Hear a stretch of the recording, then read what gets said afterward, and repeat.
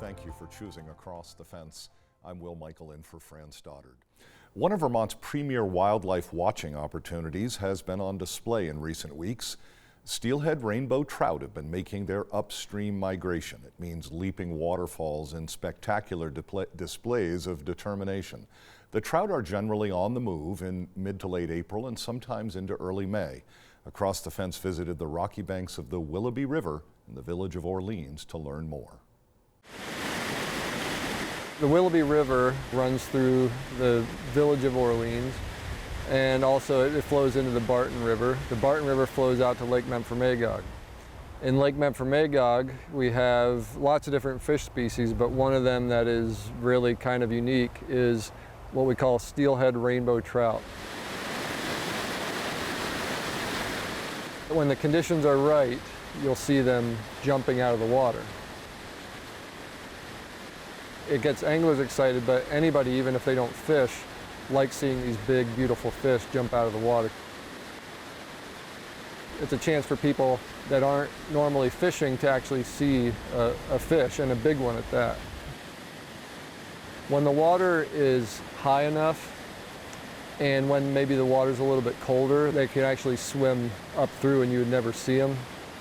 But it's only when the flows are at just the right level and the water temperature is warm enough for them to have enough, energy and strength to actually jump out of the water that you'll actually see them.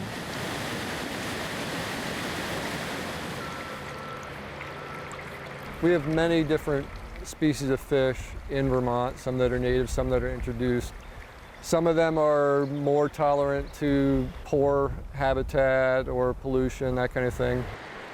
These steelhead rainbow trout, the fact that these fish are there surviving, reproducing on their own is an indication that we have good water quality. The water's clean enough to support these fish, to support their entire life cycle from eggs to the juveniles and then out to the lake. So the fact that these fish can complete their entire life cycle in the Lake Memphremagog system and its tributaries indicates that we have good water quality and good habitat, which should matter to everybody, because if we've got these species surviving and thriving, that means that conditions are good for the entire ecosystem, including us. That's cool. You got about 5. Yeah, you think so? You got about 5? Yeah. What's the best way to see these fish, and what's your tips for seeing fish jumping, Judd? Best time to go is usually going to be around late April, maybe into early May.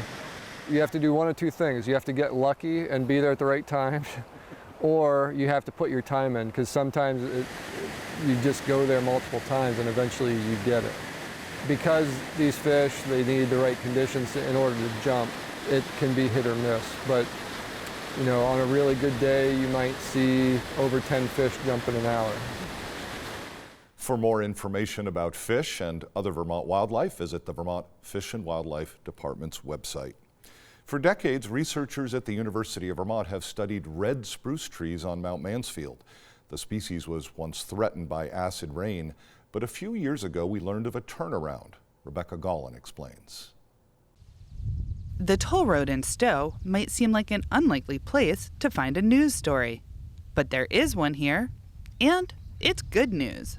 What I found during that project was that, yes, they've recovered, but the trees actually were growing better than they had in the entire record of their growth. Even a tree this size can be, 40, 50 years old sometimes. Alexandra Kasiba is a staff scientist with the University of Vermont's Forest Ecosystem Monitoring Cooperative. She's talking about red spruce trees and a study she completed that produced some unexpected results. So this was really surprising. We expected them to, recover, but maybe just kind of go back to status quo. And here they were growing great, growing amazing. And so this opened up, this is how science and research happens. You stumble upon stuff a little bit unexpectedly.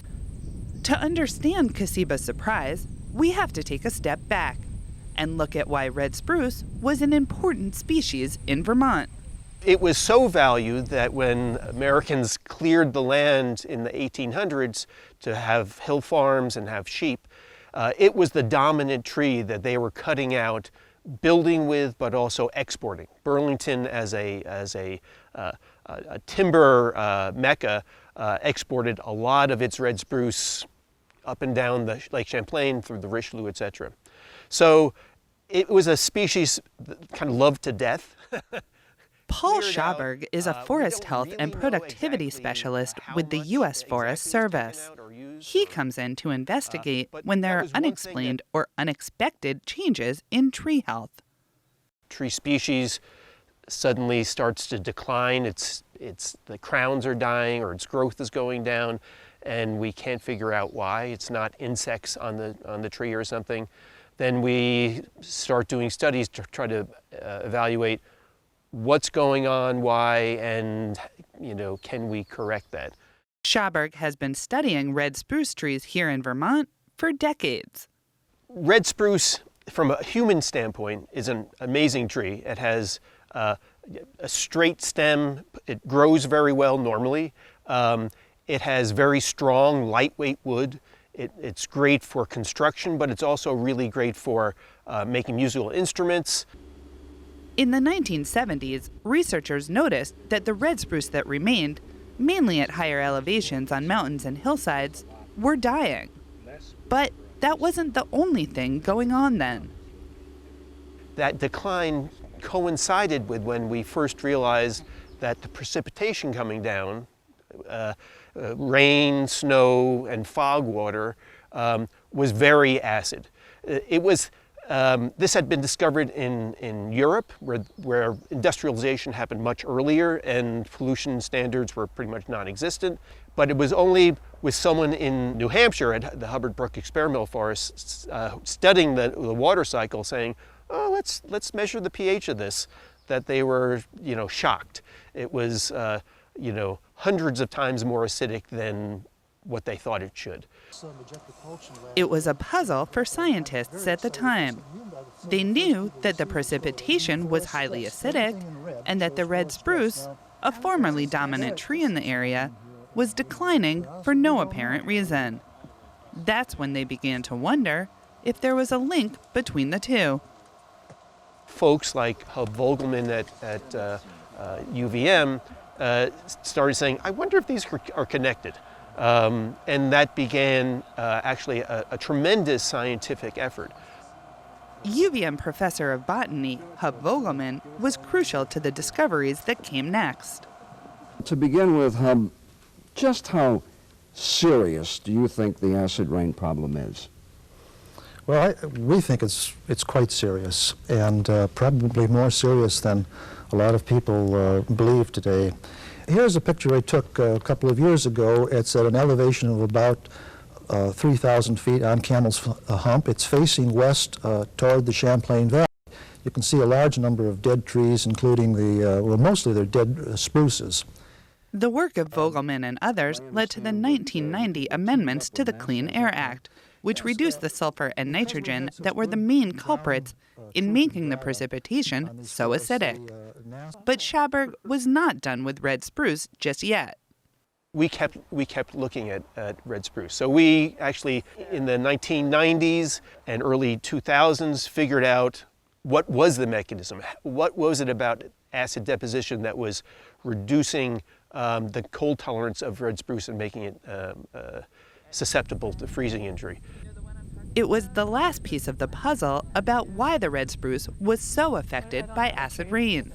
The key was calcium, which the acid deposition leaches out of the soil, leaving the tree more vulnerable to the cold. A massive winter injury event in 2003 further damaged Vermont's red spruce population. It was a few years later that Kasiba began the work that led to her study. We were still looking at what we thought would be the downward trajectory of these trees that had been so badly damaged in 2003. And indeed, she found that the trees were growing much worse for 3 and even 4 or more years after that winter injury event. But she studied that far enough away from that big event that even though there was this decline for years, then the trees rebounded and they started growing better and better, so that they were growing the best they ever had in their entire lives.